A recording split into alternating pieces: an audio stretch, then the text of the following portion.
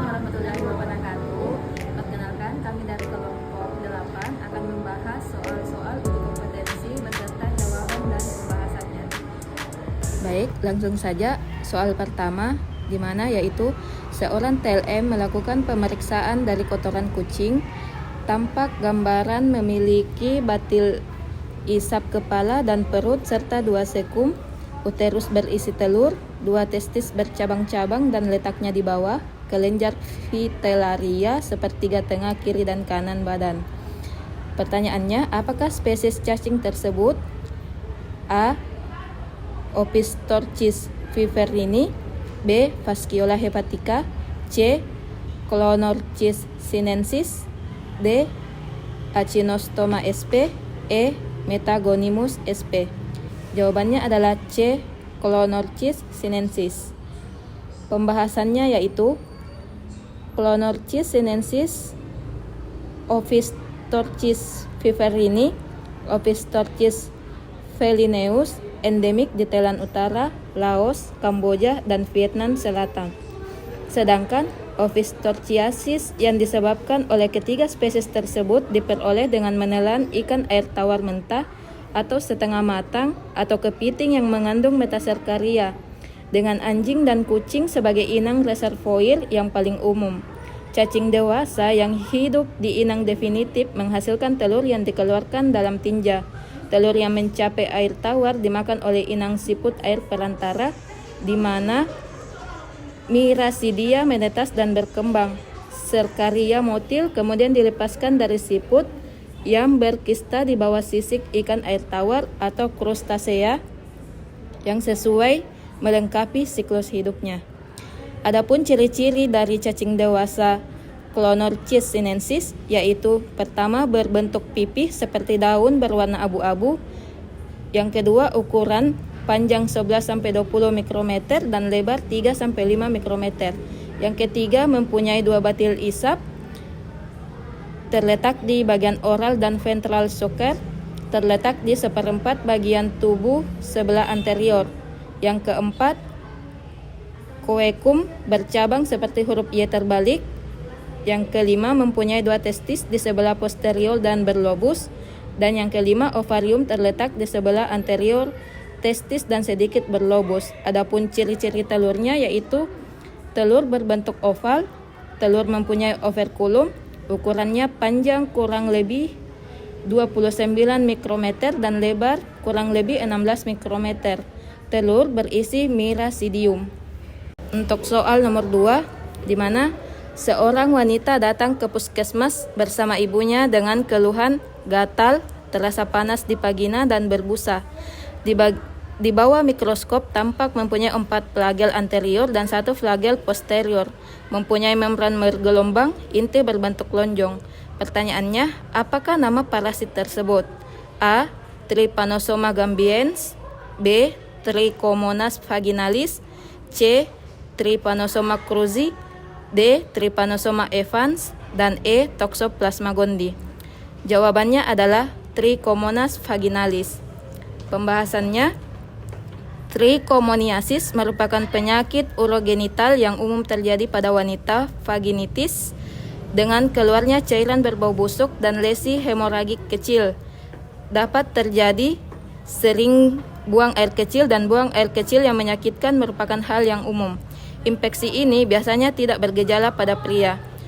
Trichomonas vaginalis adalah tropozoid berbentuk buah pir, di mana panjang 7 hingga 23 mikrometer dengan tempat flagel anterior dan flagel kelima yang membentuk tepi luar membran bergelombang pendek. Batang ramping, asokstail, memanjang sepanjang tubuh dan menonjol ke posterior. Seorang pasien mendatangi sebuah rumah sakit dengan keluhan sakit perut dan diare.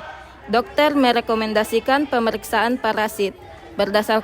Berdasarkan hasil pemeriksaan pada feses padat pasien, ditemukan kista yang telah matur dengan 4 buah median bodies, 4 buah nuklei, dan ditemukan longitudinal fibers. Pertanyaannya, apakah jenis parasit yang ditemukan? A. Ditemukan kista Giardia lamblia, B. Ditemukan kista Balantidium coli, C. Ditemukan tropozoid Giardia lamblia. D. Ditemukan tropozoid Balantidium coli. Dan E. Ditemukan tropozoid Entamoeba coli. Jawabannya adalah ditemukan kista Giardia lamblia. Pembahasannya, kista Giardia lamblia memiliki ciri-ciri sebagai berikut. Yang pertama itu berbentuk oval atau elipsoid. Yang kedua berukuran 8 sampai 19 mikrometer dengan rata-rata 10 sampai 14 mikrometer. Yang ketiga, kista yang belum matang memiliki 2 inti, sedangkan kista yang matang memiliki 4 inti. Di mana infeksi Giardia atau giardiasis adalah infeksi usus yang disebabkan oleh parasit mikroskopis. Gejala giardiasis biasanya muncul 1-3 minggu setelah terpapar parasit dan dapat berlangsung selama 2-6 minggu atau lebih lama. Baik, selanjutnya soal nomor 4.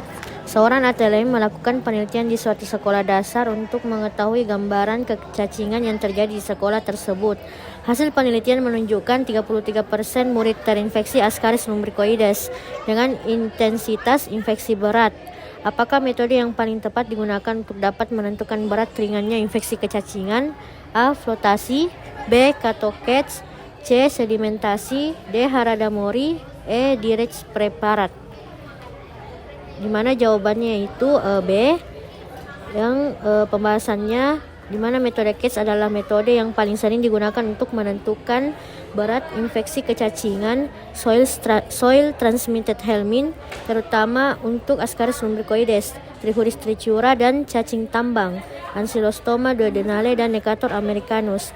Metode ini menggunakan teknik kuantitatif yang menghitung jumlah telur cacing per gram feses, sehingga sangat cocok untuk menentukan intensitas atau berat infeksi kecacingan. Hasilnya berupa angka yang menunjukkan kategori infeksi ringan, sedang, atau berat, tergantung pada jumlah telur yang ditemukan, sehingga metode ini dapat secara akurat mengukur intensitas infeksi dibandingkan metode lain seperti flotasi atau sedimentasi yang lebih bersifat kualitatif. Yang kelima, sampel feses diterima oleh seorang ATLM dengan rekomendasi pemeriksaan helminthiasis. Hasil pemeriksaan ditemukan telur cacing tambang. Apakah metode yang paling tepat digunakan untuk membedakan jenis cacing tambang? A. Catokets. B. Flotasi. C. Kato. D. Sedimentasi. E. Haradamori. Di mana jawabannya yaitu E. Haradamori. Pembahasannya, metode Haradamori merupakan teknik yang digunakan secara khusus untuk mengidentifikasi larva cacing tambang seperti Ancylostoma duodenale dan Necator americanus. Metode ini menggunakan teknik kultur feses yang memungkinkan telur cacing menetas menjadi larva. Setelah larva berkembang, mereka dapat dengan mudah diidentifikasi untuk membedakan jenis cacing tambang yang ada. Metode ini efektif untuk mengidentifikasi cacing tambang karena kemungkinan pengamatan larva yang lebih spesifik dibandingkan dengan metode lain seperti Catokets yang lebih digunakan untuk menghitung jumlah telur dalam infeksi kecacingan. Demikianlah tadi pembahasan soal dan jawabannya. Kurang lebihnya mohon dimaafkan.